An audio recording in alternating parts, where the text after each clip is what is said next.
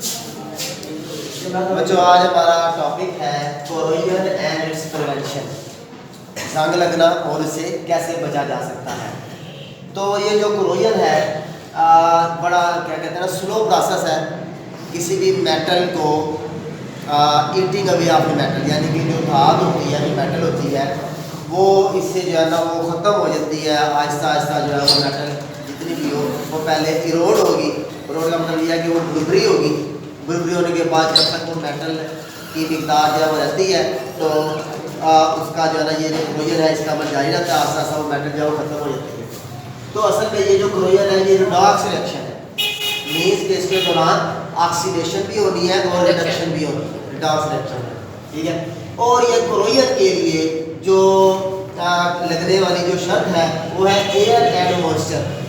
ऐसी हवा, एयर के अंदर आपको पता है ऑक्सीजन होती है, कार्बन डाइऑक्साइड होती है और मुख्तलिफ गैसेज होती है। जो मॉइस्चर है उसके अंदर नमी होती है, उसके अंदर वाटर मालिक्यूल आ जाएंगे। यहाँ पे हम लिख देते हैं यहाँ पे पानी चाहिए उसके लिए H2O। ऐसी हवा जिसके अंदर मॉइस्चर हो या जहाँ पे नमी मौजूद हो और वहाँ पे हवा भी मौजूद हो तो कोरोजन का अमल वहाँ पे स्टार्ट हो जाएगा। लेकिन अगर ऐसी जगह है जहाँ पर हवा सिर्फ मौजूद है, नमी नहीं है, तब भी जंग नहीं लगेगा।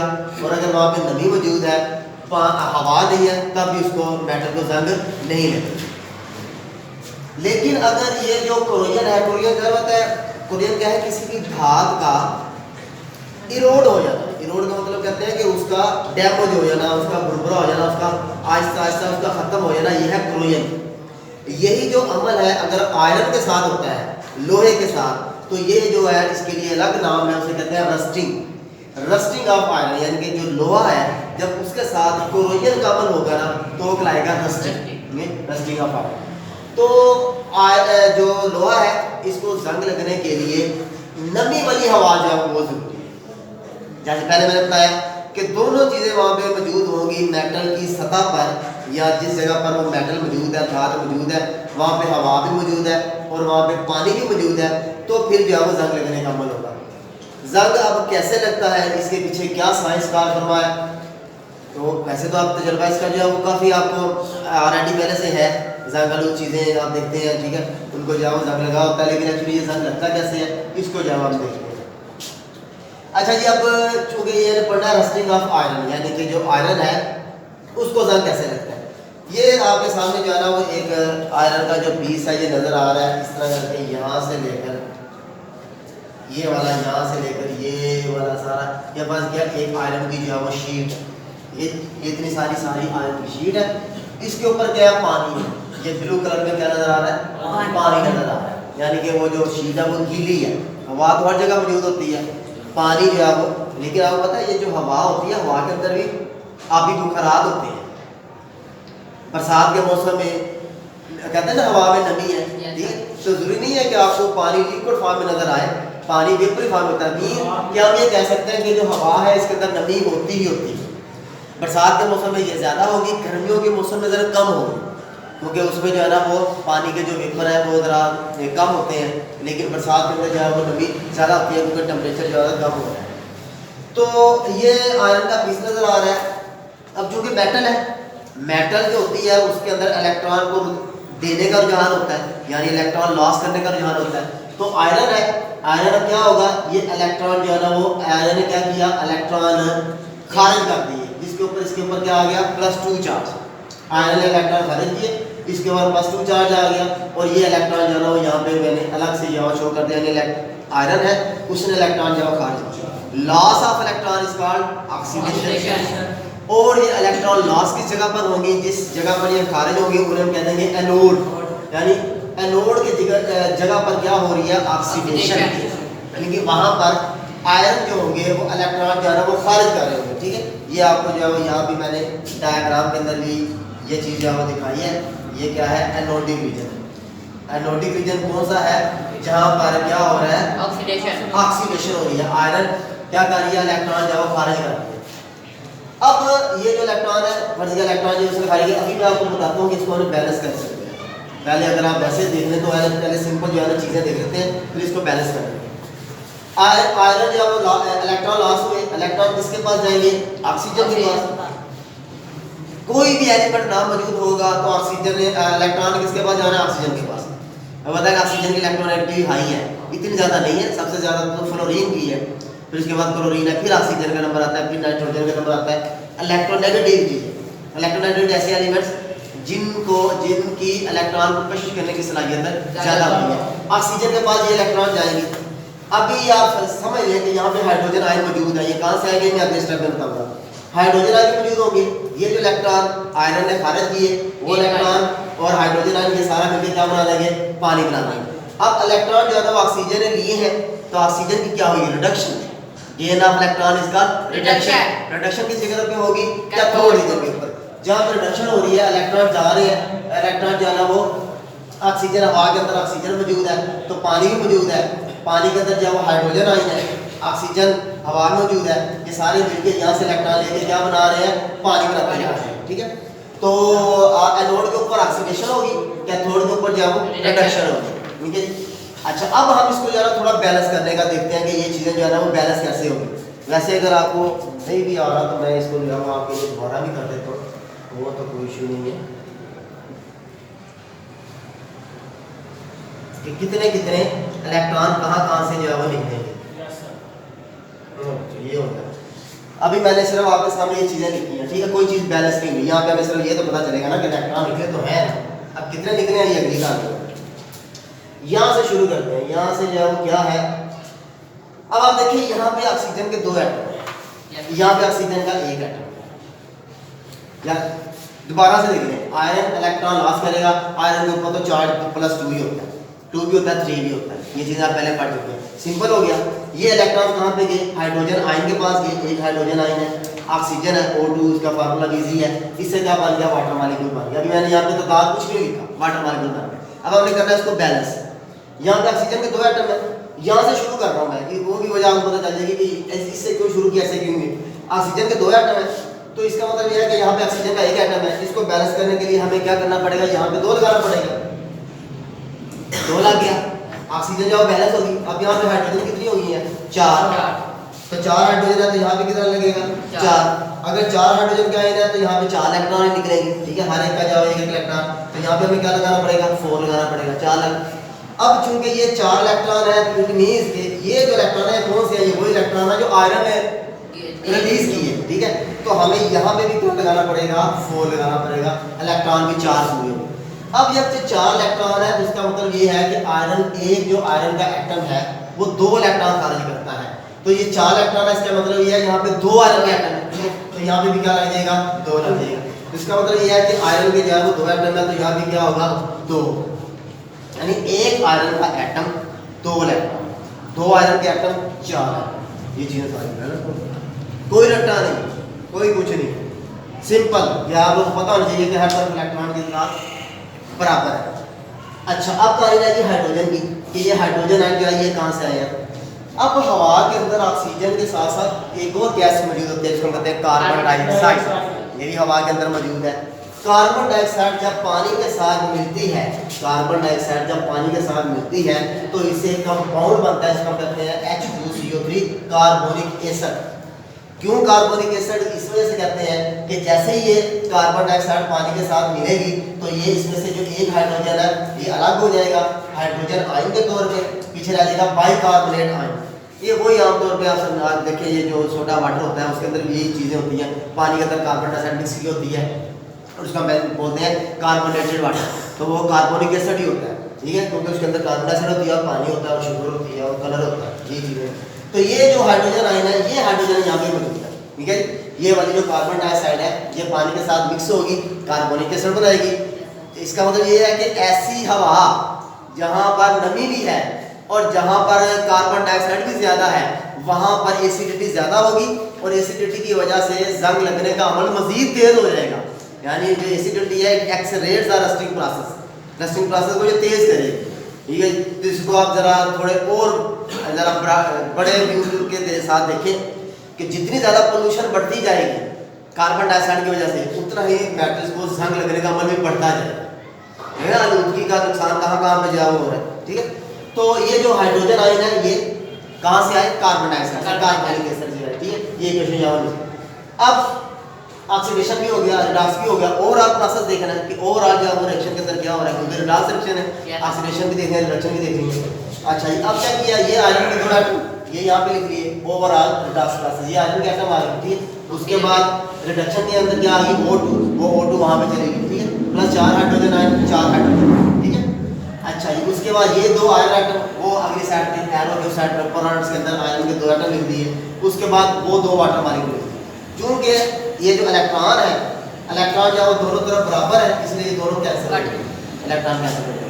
पीछे जो है ना ये ओवरऑल हमारे पास ये रिएक्शन बन गया, आयरन ऑक्सीजन से मिलके हाइड्रोजन आयन है जो कि पानी के अंदर मौजूद है, ये सारे मिलके यहाँ से क्या करेंगे, आयरन के इलेक्ट्रॉन जो है वो निकलते जाएंगे और ऑक्सीजन के पास जाके और वहाँ पे जाकर करते जाएंगे वाटर मॉलिक्यूल बनाते हैं। अभी तक तो ये ऑक्सीडेशन रिडक्शन का अमल होता जा रहा है, यहाँ तक अभी तक तो जंग की तो बात ही कोई नहीं है, क्योंकि यहाँ पे कहीं भी जंग लिखा हुआ नजर नहीं आ रहा, तो ये ऑक्सीडेशन हो रही है, रिडक्शन हो रही है।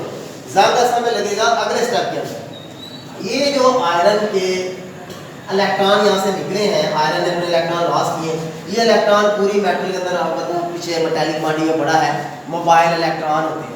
इलेक्ट्रॉन जो है पूरी मेटल के अंदर घूमते रहते हैं, जैसे जैसे इलेक्ट्रॉन घूमते हैं तो ये जैसे सरफेस पे आएंगे, यहाँ पे ऑक्सीजन भी मौजूद है, कार्बन डाइऑक्साइड भी मौजूद है, पानी भी मौजूद है, उसके साथ मिलकर ये जो है ना क्या बनाते जाएंगे, वाटर मॉलिक्यूल जो है वो बनाते जाएंगे, वाटर मॉलिक्यूल बनाते जाएंगे।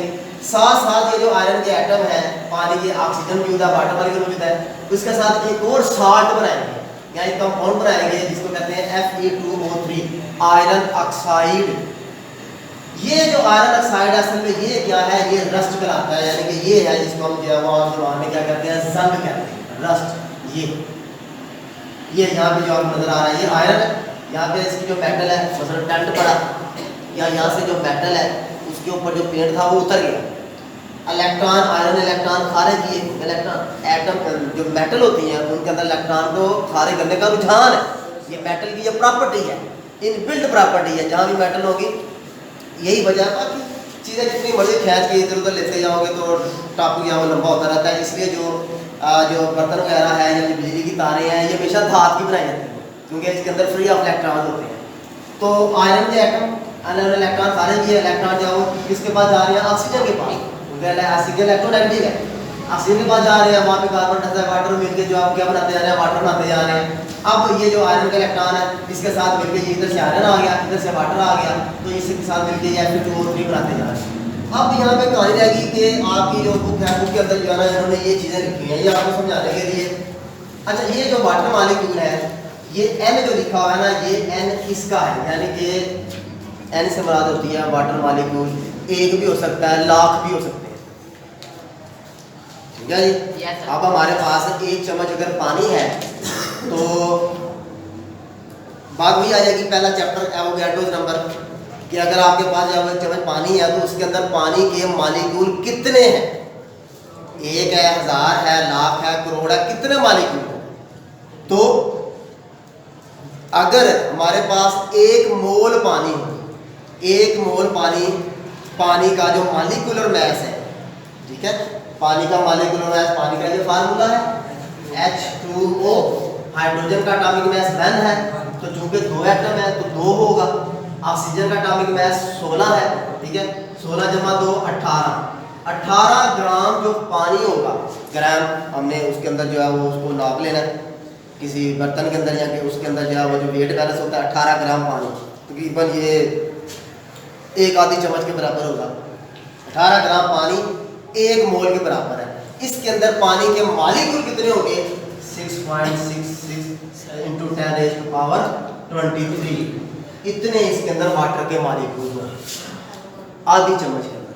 तो यहाँ पे तो पता नहीं कितने वाटर मॉलिक्यूल होंगे, जो जंग लग रहा है पता नहीं कितने, ठीक, इसलिए यहाँ पे क्या लगा देते हैं, N लगा देते हैं, ठीक है, N मीन्स इन्फिनिटी ला देते हैं।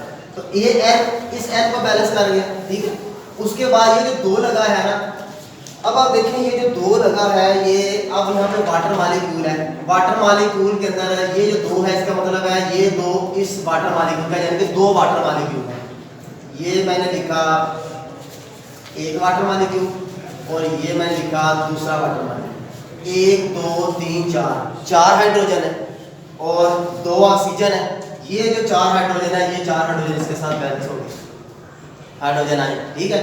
और उसके बाद ये जो क्या कहते हैं, उसके बाद क्या कहते हैं, ये जो एक ऑक्सीजन है, इस ऑक्सीजन को इसको बैलेंस करने के लिए, क्योंकि यहाँ पे O2 है, यहाँ पे जो है वो 1/2 लगा के ये एक ऑक्सीजन के बराबर है, ठीक है। और उसके बाद ये जो आयरन है, ये आयरन इसके साथ मिलकर ये आयरन ऑक्साइड वाला साल्ट बना लिया, जिसको जो है वो रस्ट का नाम दिया, समझ आई? ठीक है जी। तो इस तरह जो है ना ये प्रोसेस, जब तक ऑक्सीजन भी अवेलेबल होगी, कार्बन डाइऑक्साइड भी अवेलेबल होगी, पानी भी दस्तयाब होगा, और वो जो मेटल है वो भी अभी तक मौजूद है, तो ये रस्टिंग का अमल जो है ना वो चलता जाएगा। ये कंटिन्यूस प्रोसेस है, ये रुकने वाला नहीं है। हम ये नहीं कह सकते कि जब तक जो है ना ये कि कुछ देर के बाद ये अमल रुक जाएगा, ऐसा नहीं है। यहाँ तो कार्बन डाइऑक्साइड कम हो, या ऑक्सीजन कम हो, या पानी वहाँ से खत्म हो, या वो मेटल जो है वो सारी की सारी इरोड हो जाए, वो सारी खत्म हो जाए बुरी होके, ठीक है, और वो खत्म हो जाए, तब तक ये अमल किया जाता है। क्योंकि ये जैसे जो है ये जंग लगता है, ये आयरन साइड जंग लगता है, तो ये पोरस होता है। पोरस का मतलब होता है कि इसके अंदर छोटे छोटे जो है वो उसके मसाम बन जाते हैं, छोटे माइक्रोस्कोप, छोटे छोटे सुराख बन जाते हैं, जिससे पानी और हवा ज़्यादा अंदर तक जाती है, अंदर जाती है, तो ज़्यादा जो मेटल है उसको जंग लगने का अमल जो है वो और तेज हो जाए। ठीक है बच्चों, समझ आएगी? यहाँ तक क्वेश्चन। मेटल पे ला सकते हैं सर?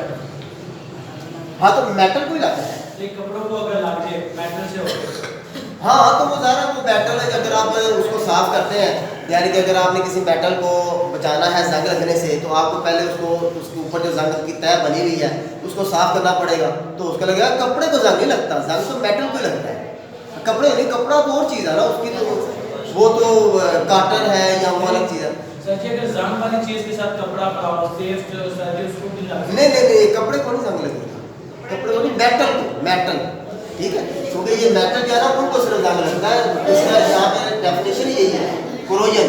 कोरोजन कहते हैं मेटल का आहिस्ता आहिस्ता ख़त्म हो जाना, जंग के अमल से वो सारी मेटल जब खत्म हो जाती है उसको हमने कहते हैं, ठीक है। अच्छा जी, उसके बाद ये है कि इस सारे अमल को हम जो है वो बचा कैसे सकते हैं। अब मेटल है, ज़्यादा कीमती चीज़ है, हमने उसको जो है वो बचाना है, तो उसके लिए जो है ना वो कुछ तरीके जो है वो दिए गए हैं। इसमें सबसे पहले है स्टेन्स रिमूवल, कि जहाँ पे आपके पास कोई मेटल है तो आप मेटल को जो है ना अच्छी तरीके से जो है वो साफ़ कर लें, यानी उसके ऊपर जो दाग धब्बे वगैरह किसी और चीज़ के लगे हुए हैं, पानी के या चीज़ें, उसको आप अच्छी तरह से जो है साफ़ कर लेंगे, तो तब भी जंग लगने का अमल स्लो हो जाएगा, ठीक है, बिल्कुल ही रुकेगा, स्लो हो जाएगा। प्रिवेंशन है ना, प्रिवेंट करना, स्टॉप नहीं है, जंग रुकेगा नहीं, प्रिवेंट करना है, उसको रोकना, ठीक है। उसके बाद पेंट्स एंड ग्रीस, या उसके ऊपर आप पेंट कर लें, मेटल जो होती है उसके ऊपर जाओ पेंट, आपको पता ही है कि हम सारे जो ये पेंट वगैरह इस्तेमाल करते हैं मेटल को जो है ना वो जंग से बचाने के लिए। तीसरा मेथड है अलॉइंग। अलॉइंग कहते हैं दो मेटल का मिक्सचर बना देना। मेटल का मिक्सचर भी बनाया जा सकता है, मेटल और नॉन मेटल का मिक्सचर भी बनाया जा सकता है, जिससे जंग लगने का जो अमल है वो थोड़ा स्लो हो जाता है, ठीक है। जैसे कि आप देखते हैं स्टेनलेस स्टील, बड़ी जो मशहूर मिसाल है स्टेनलेस स्टील, जिसके अंदर जो है ना वो उसके अंदर कितनी जो है ना वो कौन कौन सी मेटल होती है, उसके अंदर आयरन, क्रोमियम और निकल। आयरन है, क्रोमियम है और निकल, ये तीन जो मेटल है ना, ठीक है। आयरन को बचाने के लिए इसके साथ क्रोमियम और निकल की मिक्सचर बनाया जाता है, होमोजेनस मिक्सचर है, ठीक है, तो उसे हम कहते हैं अलॉय।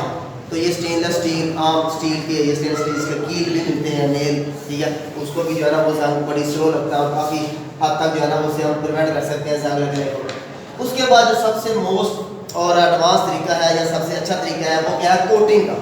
कि आप क्या करें, जिस मेटल को आपने बचाना है उस मेटल के ऊपर किसी दूसरे मेटल की कोटिंग चढ़ा, तो जो जंग है या कोरोजन है वो ऊपर जो मेटल की कोटिंग होगी ना उसको डैमेज करेगी, जब तक नीचे वाली जो मेटल है वो कीमती है वो बच जाएगी। ये नहीं है कि ऊपर वाली जो मेटल है उसको जंग ही लगेगा, उसको भी लगेगा, लेकिन नीचे वाली जो मेटल है वो ज़रा महंगी है, लोहे के अंदर ताकत है। आयरन जो होता है ज़रा ये क्या है, ज़्यादा हार्ड मटेरियल है, ठीक है, और इसको जो है ना वो ज़्यादा क्या कहते हैं जी, उसकी बड़े पैमाने पर इस्तेमाल में लेके आया जाता है, तो इसलिए ना इसकी ऊपर किसी और चीज़ की जो है ना वो कोटिंग, मसलन इसकी जो है मेटालिक कोटिंग करने के लिए हम क्या कर सकते हैं, इसको zinc, tin and chromium, zinc की, टिन SN और क्रोमियम, ये जो है वो इसकी कोटिंग कर दी जाएगी किसके ऊपर, आयरन के। टिन पैक फूड आपको पता है, आप जो है ना कभी का आपने इस्तेमाल की होगी कि ये टिन पैक जो मिलते हैं, ये जो है टिन टैप पेप्सी कोक वगैरह के जो टिन टैप मिलते हैं, तो उसके अंदर क्या होता है कि उन्होंने आयरन के ऊपर जिंक की या ये टिन है, टिन ठीक है, टिन टैप इसलिए कहते हैं कि उसकी अंदरूनी सतह पर टिन की कोटिंग हुई होती है।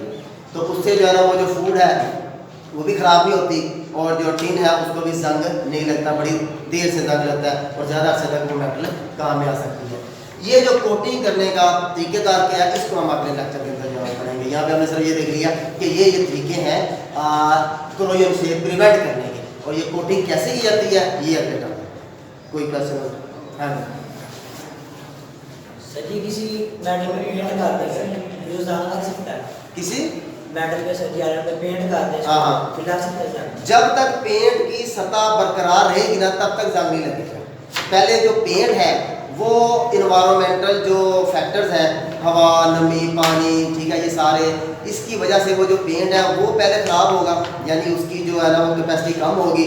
फिर जाके जब वो उतर जाएगा तो जहाँ पे जो मेटल है वो ओपन हो जाएगी, वहाँ से फिर जंग लगने का अमल शुरू होगा। ठीक है, anything else? Nothing? Thank you. चलना मार चलना मार रहे